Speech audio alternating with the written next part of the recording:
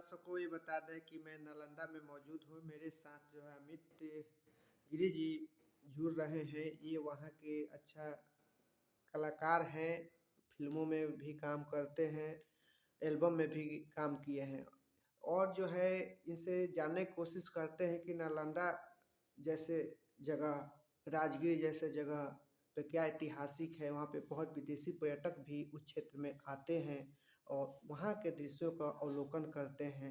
इस सिलसिले में जानने की कोशिश करते हैं हमें जैसे वहाँ का ऐतिहासिक क्या है। पहले तो आपके दर्शकों को मेरा नमस्कार। मैं अमित गिरी, आप लोगों का चहेता, आप लोगों का प्यारा और आप लोगों का प्यार दुलार का बहुत प्यासा भूखा। मैं नालंदा की बात करूँ तो नालंदा एक ऐसा ऐतिहासिक स्थल है जिसकी मैं जितना तारीफ करूँ उतना कम पड़ेगा, क्योंकि मेरा मानना है कि नालंदा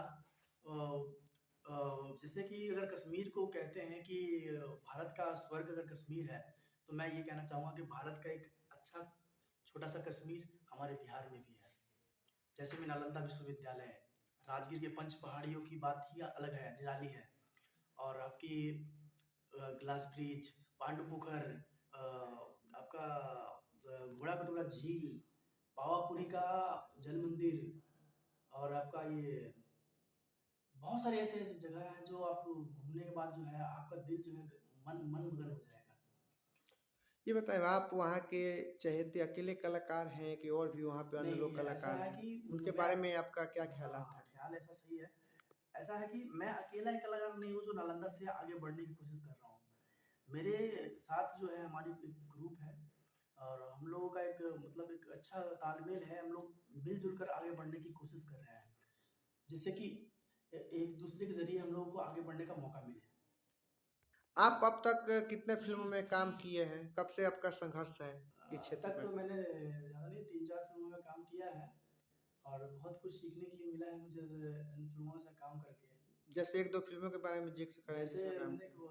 फ़िल्म मेरा पहली फ़िल्म है नखरू और उसके बाद हत्यारा, उसके बाद मज़ाक एक पल जैसे फ़िल्म में मैंने काम किया है। आगे हिंदी सीरियल के बारे में क्या ख़्यालात है अगर मिलता है आपको? बात दरअसल ये है कि मिलेगा तो ज़रूर करूँगा, छोड़ूँगा तो नहीं, क्योंकि अ, कोई भी कैरेक्टर छोटा या बड़ा नहीं होता। नालंदा जैसे ऐतिहासिक जगह पे गए कि कलाकारों के लिए भी आप क्या कहिएगा?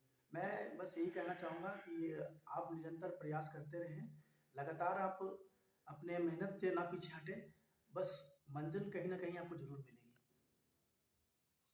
आप जो है कैसे एडजस्ट कर पाते हैं जो है इस भागम-भाग ज़िंदगी में? इसके बाद आपको जो है फ़िल्म लाइन में भी काम करते हैं, उसके अलावा फिर सर्वाइव करने का और भी काम करते हैं, इसके बारे देखिए, में ये थोड़ा ज़िंदगी है शेयर संघर्ष से भरा हुआ।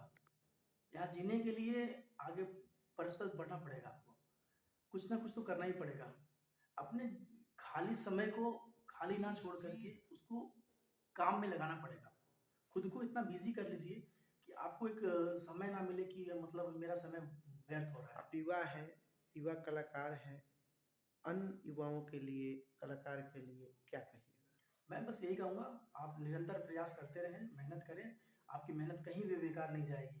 बस आप जो मेहनत कर रहे हैं, वो सच्चे मन, सच्चे धन से करें।